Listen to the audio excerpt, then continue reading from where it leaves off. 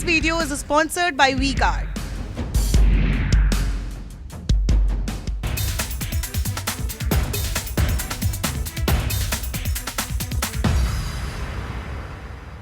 नमस्कार। माहौल क्या है? मैं हैदराबाद की ऐसी जगह पर हूं जो कि एक बॉर्डर है पुराना हैदराबाद और नया हैदराबाद का। एबिट्स इस जगह का नाम है। तो तेलंगाना जो 5 राज्यों का चुनाव 2023 के अंत में हो रहा है, जिसको 2024 का सेमीफाइनल कहा जा रहा है, तेलंगाना वो राज्य है जिसमें सबसे लास्ट में, सबसे अंत में वोटिंग होगी 30 नवंबर को। और आज चुनाव प्रचार शाम को 5 बजे खत्म हो गया। तेलंगाना में भारतीय जनता पार्टी ने, बीआरएस ने और खास करके कांग्रेस पार्टी ने चुनाव प्रचार में बहुत ज़्यादा जोर लगाया। तो मैं आम तौर पर, आप देखते चलते फिरते आम लोगों से बातचीत करता हूं, जानने की कोशिश करता हूं कि माहौल क्या है। लेकिन आज मैंने फैसला किया कि ज़रा हैदराबाद के कुछ खास लोगों से जो अपनी अपनी मुख्तलिफ फील्ड से एक अपनी पहचान रखते हैं, मैंने लोगों को आग्रह किया और यहीं एक चाय की दुकान के पास ऐसे ही खुले में बुलाया कि मैं थोड़ा अलग तरीके से जानने की कोशिश करूं कि हैदराबाद की सियासत इस बार कैसी करवट ले रही है, बदलाव के संकेत मिल रहे हैं या जो है वही बरकरार रहेगा। और दूसरी बात ये कि पिछले 9 सालों में जो पार्टी तेलंगाना में राज कर रही है, उसको लेकर जो खास लोग, जो पढ़े लिखे लोग हैं, जो अलग अलग तबकों से आते हैं, जो सामाजिक संगठनों के समाज के लिए काम कर रहे हैं, जो एकेडमिशियंस हैं, वो क्या सोचते हैं, उनकी तराजू पर इस सरकार का काम कैसा तौला गया और विपक्ष की भूमिका में कौन सी पार्टी ज़्यादा दमदार तरीके से अपने को 9 साल खड़ी करती रह गई। तो मैं गुफ्तगू सबसे पहले बहन से ही शुरू करता हूँ। आप अपना नाम बताइए। जी मेरा नाम ज़ीनतफर आज़मी सैयद है। मैं एक senior research scholar PhD Osmania university कर रही हूँ अभी, और Telangana Muslim JAC state core committee member हूँ। मैं एक एकेडमिशियन और एक मुस्लिम वुमेन जो मुस्लिम्स जो फेस करे उस पर मैं बात करना चाह रही। एज एकेडमिशियन देखा गया तो मैं यूनिवर्सिटी, उस्मानिया यूनिवर्सिटी जो बहुत ज़्यादा फेमस है स्टेट के, ये यूनिवर्सिटी ने अभी नहीं, सिंस इट्स इंसेप्शन 1917 तब ये तामीर हुई, तब से लेके आज तक ये यूनिवर्सिटी ने हमेशा एक रेवोल्यूशनरी यूनिवर्सिटी कहा जाता है। मतलब जितना भी स्टेट में कुछ भी इश्यूज है, वहाँ से हम लोग वहाँ से आवाज़ उठाते हैं। ये यूनिवर्सिटी इतनी मशहूर है कि तेलंगाना मूवमेंट में बहुत ज़्यादा रोल प्ले किया है। आज तेलंगाना हासिल भी जो हुआ है, यूनिवर्सिटी के स्टूडेंट्स ने काफ़ी ज़्यादा बलिदान किए हैं। 1200 लोग यहाँ पे शहीद हुए थे तेलंगाना मूवमेंट के लिए। आज उसी यूनिवर्सिटी में आप देखा गया तो आप एक ही नहीं करेंगे, 2024 में आपको एक प्रोफेसर भी नहीं मिलेंगे, मतलब सब रिटायर्ड हो गए। 75% वैकेंसीज आज तक खाली है। ये यूनिवर्सिटी उस्मानिया की बात नहीं करी मैं, स्टेट के 11 यूनिवर्सिटीज़ यही हाल है। 2000 प्रोफेसर्स के पोस्ट, असिस्टेंट, एसोसिएट और प्रोफेसर्स के खाली है। मैं कल गया था यहाँ कॉम्पिटिटिव एग्जाम्स की तैयारी करने वाले लोगों के लिए, तो वो बच्चे बता रहे थे कि ग्रुप 1 की तो 9 साल में कोई वैकेंसी ऐसा हुआ ही नहीं कि आई हो और भर गई हो और लोगों को जॉब मिला हो। मैं ये जानना चाह रहा हूँ कि हायर एजुकेशन कमीशन यहाँ है, यूनिवर्सिटीज़ में या डिग्री कॉलेजेस में प्रोफेसर्स, रीडर्स के अपॉइंटमेंट के लिए कोई कमीशन है? जी बिल्कुल नहीं है। ये लोग यूनिवर्सिटी कॉमन रिक्रूटमेंट बोर्ड लेकर आते बलकर बोलते जा रहे।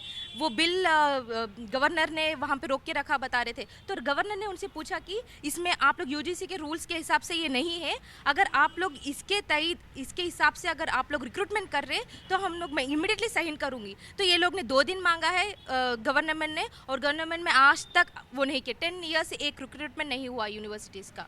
पूरे 11 के 11 स्टेट यूनिवर्सिटीज़ खाली भरे पड़े हुए। आप एक बार यूनिवर्सिटीज़ की हालत देखिए, सारे हॉस्टल्स इतने बुरे हाल है, you can't even stay there.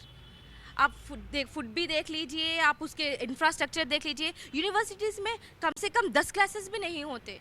अब है ही नहीं वहाँ पे प्रोफेसर्स। मैं बोल रही कि 2024 में एक प्रोफेसर भी नहीं, सब रिटायर्ड हो जा रहे। सिर्फ एसोसिएट प्रोफेसर थोड़े बहुत रहेंगे और पार्ट टाइम टीचर से चला रही वो यूनिवर्सिटी। आप किस सब्जेक्ट में? मेरा डिपार्टमेंट ऑफ सोशियोलॉजी है मेरा, और ये 2024 में वो एक जो प्रोफेसर है वो भी रिटायर्ड हो जाएंगे। आपके डिपार्टमेंट ऑफ सोशियोलॉजी। जी हाँ। कोई प्रोफेसर बचेंगे नहीं? नहीं, बिल्कुल नहीं, सिर्फ असिस्टेंट प्रोफेसर ही रहेंगे। तो समझिए अब एक 60 रिसर्च स्कॉलर्स को ये लोग कैसे हैंडल करेंगे। ये लोग क्या कर रहे हैं, मतलब बाहर के यूनिवर्सिटी, बाहर के कॉलेजेस जो रहते हैं ना, एफिलिएटेड कॉलेजेस। तो आप एक बात मुझे बताइए, आपको लगता नहीं कि सियासत में ये जो स्टूडेंट्स का, ये जो नौकरियों का, ये जो यूनिवर्सिटीज़ का मसला है, वो इलेक्शन में थोड़ा फ्लेयर अप करता है? बाकी 5 साल कोई चर्चा ना अपोजिशन वाला करता है ना गवर्नमेंट वाला करता है। सही, आप सही बात पे आए थे। एक ये जो 9 इयर्स में 9.5 इयर्स का जो रूल था, इसमें स्टूडेंट में जो यूनियन लीडर्स रहते थे हमारे जो यूनिवर्सिटीज़ में, उनको ब्लैकमेल किया गया, उनको केसेस में बंदी करके उन लोगों को पीडी एक्ट के नीचे उनको अरेस्ट किया गया। वो एक दो चीज़ों दोनों को अरेस्ट होकर बाकी के स्टूडेंट्स में डर पैदा हो गया, अरे कुछ तो ये हम लोग को भी हो गया, हमारे एकेडमिक पे हम लोग को असर पड़ेगा। तो वो एक अजीब सा एक डर और खौफ पैदा कर दिया गवर्नमेंट में। तो हम लोग ने यूनिवर्सिटी स्टूडेंट्स और कुछ एल्यूमिनस जो यूनिवर्सिटी के, हम लोग ने सोल बोलकर एक सेव उस्मान यूनिवर्सिटी लेगेसी बोल के भी एक फोरम ने स्टार्ट किए। तो वहाँ पे क्या हो रहा है यूनिवर्सिटीज़ में, पहले आप देखे होंगे कोई यूनिवर्सिटी में कहीं भी it's a freedom, right to speech is a freedom, अपना राइट है वो, लेकिन वहाँ पे बात करने का हम लोग को परमिशन भी नहीं दे रहे थे, हम लोग को ऑर्गेनाइज करने के लिए सेमिनार्स भी नहीं दे रहे थे। वही अगर बीआरएस के पार्टी लोग कुछ करना चाह रहे, जश्न या फिर गवर्नमेंट के कुछ भी त्योहार जो मनाना है वो मना रहे, लेकिन हम स्टूडेंट्स को नहीं दे रहे। आज भी आप देखिए 7 o'clock 6 o'clock को बंद कर दिया जाता गेट्स। तो अभी जो आपके रिप्रेजेंटेटिव हैं लोकसभा में हैदराबाद के ओवैसी साहब, वो पूरे मुल्क के स्टूडेंट्स को लेके और सबकी उसको लेकर के तो बहुत परेशान रहते हैं। उस्मानिया यूनिवर्सिटी में अगर ऐसा ही हो रहा है तो वो क्यों नहीं अनशन कर रही है? अभी पूरी देश देख रही है और हम सबको भी मालूम है उनका क्या रिलेशन है बीजेपी से और यहाँ पे बीआरएस से। वो उनको मामा बोलते हैं, अब वो मामा से पूछना चाहिए फिर ये आखिर उन्होंने भी यही यूनिवर्सिटी निज़ाम कॉलेज में ही पढ़ के गए, वो भी एफिलिएटेड उस्मानिया यूनिवर्सिटी के ही है, उन्होंने और उनके भाई ने पढ़े। वो देखना चाहिए, आना चाहिए ना यूनिवर्सिटी को कि कैसा है हाल, मुस्लिम स्टूडेंट्स का हाल कैसा है। MNF जो था मौलाना आज़ाद नेशनल फेलोशिप, वो भी रोका गया था। SC reserve Rajiv Gandhi fellowship था, वो भी ये लोग ने कैंसिल कर दिए गवर्नमेंट ने। मैडम आप कहाँ काम करती हैं? I am a socio political activist. ये जो बातें कह रही हैं उससे आप कितना इत्तेफाक रखती हैं? खैर ये तो अपनी यूनिवर्सिटी की बात कर रही है, रिक्रूटमेंट की बात कर रही है, इनके डिपार्टमेंट में टीचर्स नहीं है, इनकी अपनी अलग बात है। आप जिस फील्ड में, मैं ये जानना चाहता हूँ, चलो सियासत की बात, चुनाव की बात तो होती रहेगी, लेकिन जितना तेलंगाना में 9 सालों में जिस तरह से संघर्ष स्ट्रगल के बाद आप AP से अलग हुए, एक यहाँ के लोगों के एस्पिरेशंस थी कि हम अलग होंगे तो हमारा बहुत डेवलपमेंट होगा।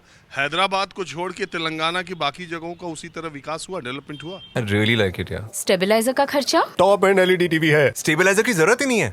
अच्छा, फिर तो उसकी जरूरत पड़ेगी। इतनी महंगी टीवी लेकर स्टेबलाइजर नहीं लोगे तो फिर प्रार्थना की जरूरत तो पड़ेगी ही ना। सिर्फ एक फ्लक्चुएशन आपकी महंगी LED टीवी के पार्ट्स को डैमेज कर सकता है। उसे सुरक्षित रखें V-Guard स्टेबलाइजर के साथ। V-Guard, India's number 1 stabiliser. पहली बात, एक्चुअली ये मर्जर के पहले, आंध्र प्रदेश और तेलंगाना के मर्जर के पहले ही एक्चुअली रिकॉर्ड्स देखे तो तेलंगाना का जो रेवेन्यू है हमेशा it was always higher. Okay, so अगर वो डेवलपमेंट की बात कर रहे हैं, so you don't go by कि ये जो हाँ, I don't call it bifurcation, demerger बोलेंगे हम लोग। Okay, so development has been equal नहीं है। अच्छा, shall I just keep aside the development issue. हम लोग तेलंगाना के लिए लड़े। ओके, तेलंगाना का एक यूनिक कल्चर है, हेरिटेज है। पुलिस एक्शन के बाद there was military administration here. जो पहला चीफ मिनिस्टर था वो एक ब्यूरोक्रेट था, वेलोडी, आई थिंक, हाँ, हिज नेम वाज वेलोडी। बाहर का आदमी था वो। उसके बाद जो भी चीफ मिनिस्टर यहाँ पे आए, most of them were from Andhra. तो क्या हुआ, वो डेवलपमेंट लॉपसाइडेड था और हमेशा ये कंप्लेंट रहा कि तेलंगाना के लोग जो है we are not getting equal treatment वगैरह वगैरह। ये गवर्नमेंट आने के बाद सिस्टमैटिकली एज इट इज़, जो हैदराबाद के जो कल्चर, हेरिटेज, बिल्डिंग्स जो है कुतुब शाही दौर के हैं, आसिफ जाह दौर के हैं, बहुत सारे बिल्डिंग्स थे। वैसे भी रियल एस्टेट की वजह से lot of it has been lost. But ये जो 10 साल में हुआ है यहाँ पे, consistent attack on the heritage of Hyderabad. ये तेलंगाना का चीफ मिनिस्टर है, ये तेलंगाना स्टेट है, but our heritage is most unsafe over here. Osmania general hospital, आप देखिए Osmania general hospital, it's such a beautiful building. हमेशा कोशिश रही with the help of the MIM वो गिराने के लिए।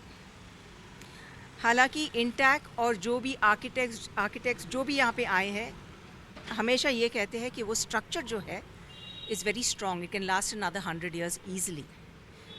तो हमारे जो भी हेरिटेज है डिलिबरेटली उनका नुकसान कर रहे हैं, डिमोलिशमेंट कर रहे हैं। और फिर दैट इज़ वन थिंग। दूसरी बात, तेलंगाना स्ट्रगल, जो जीनत ने कहा, तेलंगाना स्ट्रगल में इतने सारे स्टूडेंट्स, बहुत सारे एक्टिविस्ट, सब लोग बाहर निकल के एजिटेट करे वगैरह। उसके बाद अब ये एक पुलिस स्टेट है, unofficially it's a police state.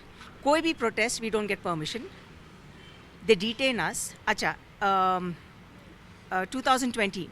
2019 नवंबर दिसंबर से 2020 जो भी एंटी CA NRC का प्रोटेस्ट जो चला यहाँ पे, इतना बड़ा क्रैकडाउन था। ये तो बीजेपी स्टेट नहीं है। ये ग्रुप में ही कितने लोग डिटेन हुए, यू कैन आस्क। मैं भी डिटेन हुई थी, क्या ज़रूरत थी इतना बड़ा crackdown? We are not allowed to protest. Palestine के लिए हम लोग एक बात नहीं बोल सकते, अरेस्ट करेंगे हम लोगों को। तो what is this? Is a police state. So there is nothing called great human rights over here. ये एक दिस इज़ एक ये तो देखिए, एक बात मैं बताऊं, This video is sponsored by WeGuard.